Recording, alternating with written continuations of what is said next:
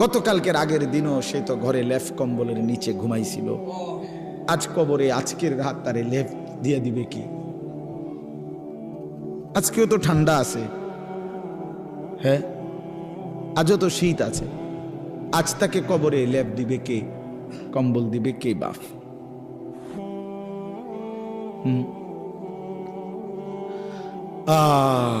এজন্য দোস্ত আমার, বন্ধু আমার, যত কিছুই আমরা স্বীকার করি আর না করি, গ্রহণ করি আর বর্জন করি, বুঝতে শিখি অথবা না বুঝি, ফাঁকিবাজি করি আর ছলছাতুরি করি, আমরা শেষ পর্যন্ত মৃত্যুকে আড়াল করা, মৃত্যুকে পাশ কাটিয়ে চলার কি সুযোগ আছে কি বাপ?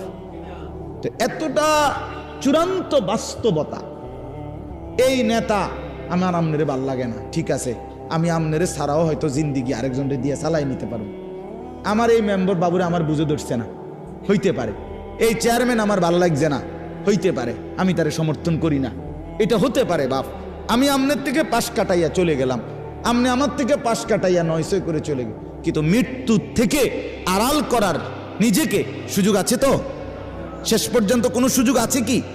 তাহলে যেটা চিরবাস্তবতা, যেটা চিরন্তন সত্য, অমোঘ সত্য, অকাট্য সত্য, চোখে দেখা একবার না দুইবার না শতবার যেই মৃত্যু আমি দেখলাম মানুষের, এত কবর এত লাশ দেখলাম, সেটা ভুলে যাওয়া কেন বন্ধু? আরে ভাইয়া কেমনে বললে বুঝতা?